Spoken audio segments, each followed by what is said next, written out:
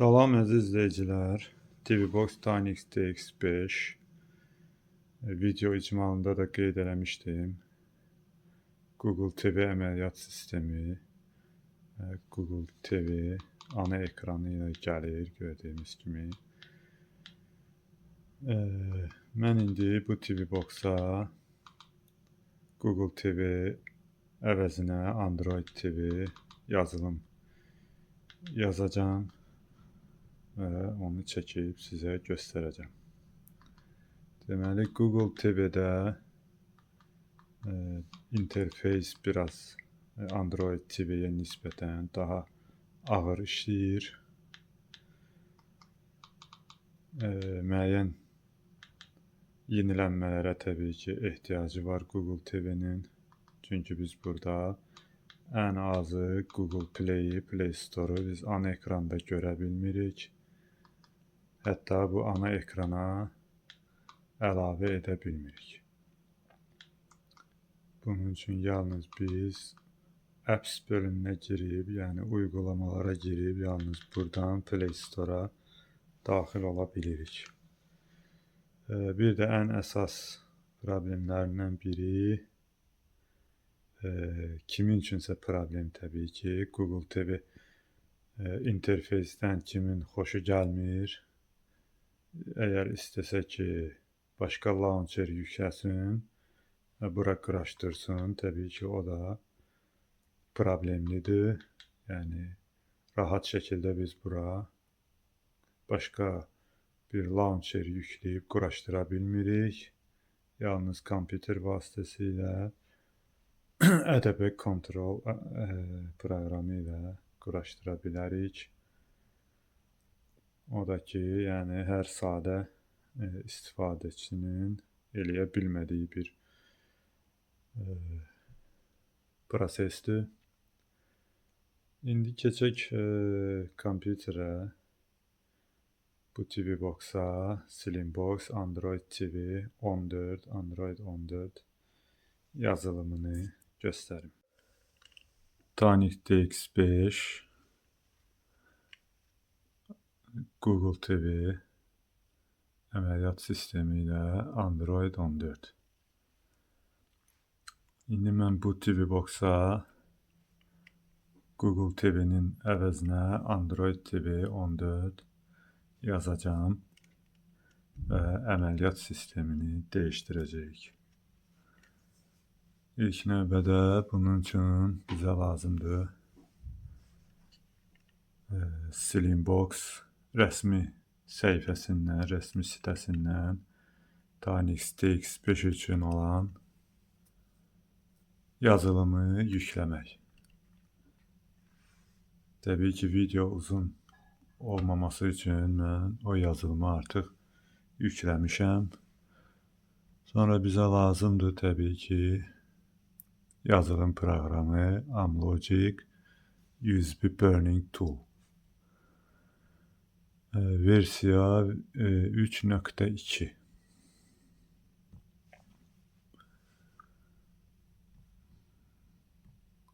Bura daxil olaraq biz yazılımı seçirik.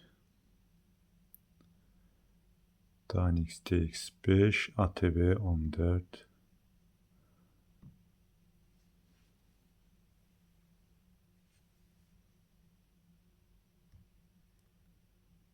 Seçdikdən sonra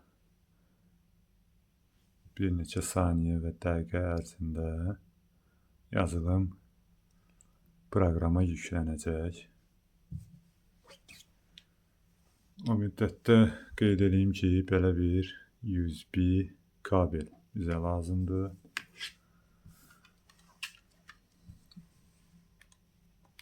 USB kabeli bir tərəfini notebook-a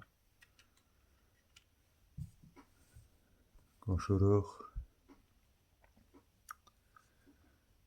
Buradan görürsünüz ki, yuxarıda Start bölümü var. Start bölümünə klik edirik və TVBox-umuzu kompüterə qoşuruq.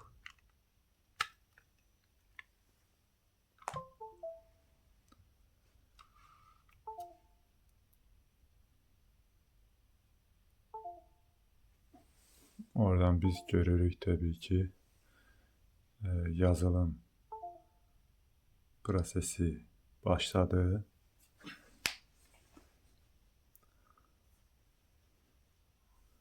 Hardasa 3-5 dəqiqə ərzində yazılım prosesi gedir. Bəzən daha tez, bəzən daha gec. Təbii ki, yazılımın həcmindən asılı ola bilər, kompüterin gücündən asılı ola bilər. Müəyyən səbəblərdən vaxt uzanır ya da qısalır.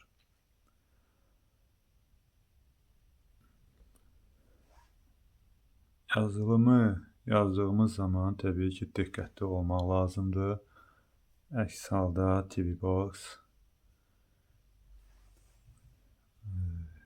TVBox-un sistemi tamamilə pozula bilər.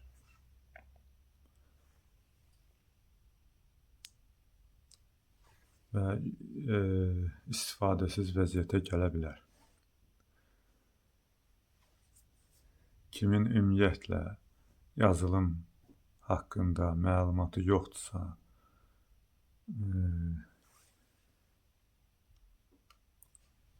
belə yazılım dəyişdirmə təcrübəsi yoxdursa, ümumiyyətlə bu haqda məlumatı yoxdursa, yəni ki, risk eləməsin deyərdim. Çünki TVBox istifadəsiz hala düşə bilər.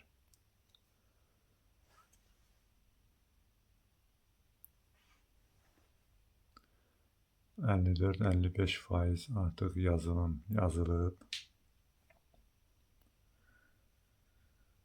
Bu arada onu qeyd edeyim ki, kimdəsə TVBox problemi var, ya işləmə sürəti zəifləyib, ya ümumiyyətlə açılmır və yaxud yanıb sönürsə, proqram versiyası köhnəlibsə, ya da ümumiyyətlə interfeysini dəyişmək istəyir, yeniliklər əlavə etmək istəyir, yəni yazılımını dəyişdirib bütün bunlardan istifadə edə bilər.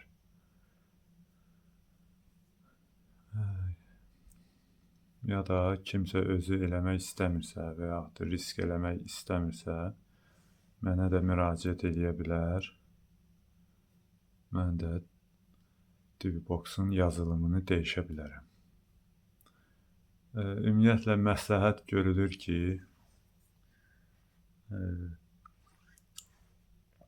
Google sertifikatı olmayan cihazlarda bir müddət istifadə etdikdən sonra yazılımı yenilənsin. Çünki Google sertifikatlı cihazlarda yenilənmə onlayn olaraq gəlir. Orada belə bir problem yaşanmır. Amma sertifikatsız cihazlarda demək olar ki, onlayn şəkildə yenilənmə gəlmir. Mütləqdir ki, özümüz kompüter vasitəsilə yeniləyək. Ümumiyyətlə, çox TVBox-un zavoddan gələn proqram versiyalarında qeyri-stabillik olur. Orada mütləq şəkildə yenilənmələrə ehtiyac olur. İndi gördük ki, proses 3 dəqiqə 16 saniyədə yekunlaşdı. TVBox-u kompüterdən ayırmamışdan öncə mütləq stop vermək lazımdır ki, problem yaşanmasın. Sonra TVBox-u ayırırıq. İndi buna Android TV 14 yazıldı. İndi yenidən televizora qoşaq, dəyişikliklərə baxaq. Əziz izləyicilər, yazılımdan sonra ana ekranı açıldı. Görürük ki, tamamilə ana ekran görüntüsü dəyişildi. Burada artıq Android TV, Google TV-nin əvəzinə Android TV. Buradan ayarlardan da görə bilərik ki, Slimbox Android TV 14 TinyXTX5. Digər videolarımda Slimbox'un özəlliklərini göstərmişəm. Həmin videolara daxil olub daha ətraflı baxa bilərsiniz. Gördüyümüz kimi yazılım vasitəsilə rahatlıqla biz sistemi dəyişdirdik.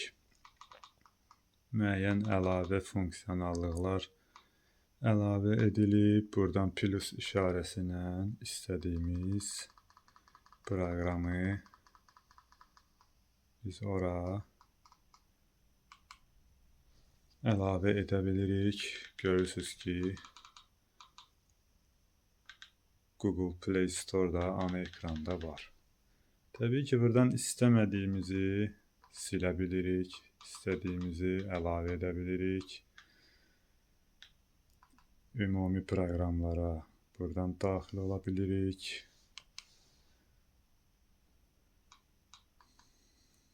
İstədiyimiz kanalları ana ekrana əlavə edə bilirik.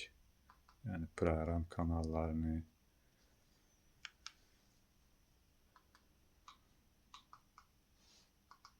Həmçinin ana ekrandan Nastroyka, Slimbox'dan ana ekran. Burada görürsünüz ki, Android TV Home. Biz başqa bir launcher yükləsək, həmin bu bölmədə həmin launcherin adı çıxır və biz onu seçirik və həmin launcheri əsas launcher kimi istifadə edə bilirik. Amma bu Google TV Android 14-də mümkün deyil. Təbii ki, bu yazılımın da kifayət qədər müxtəlif funksionallıqları var. Buradan görürsünüz, interfeys, hər bir şeyi dəyişdirə bilirik.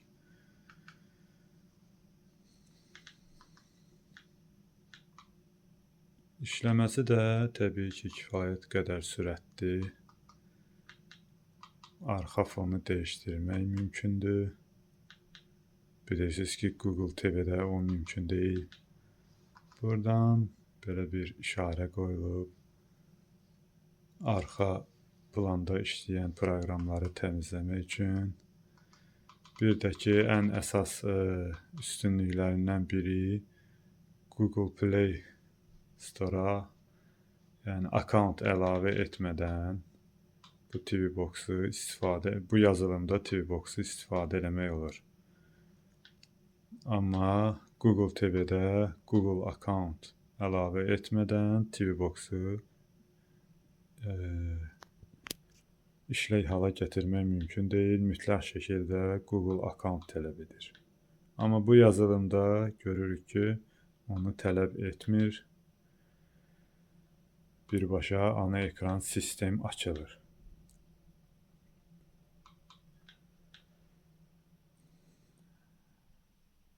Məncə bu qədər. Videomuz çox uzun olmasın. Digər videolarda da qeyd etdiyim kimi Slimbox yazılımını digər TV-Box'larda göstərmişəm.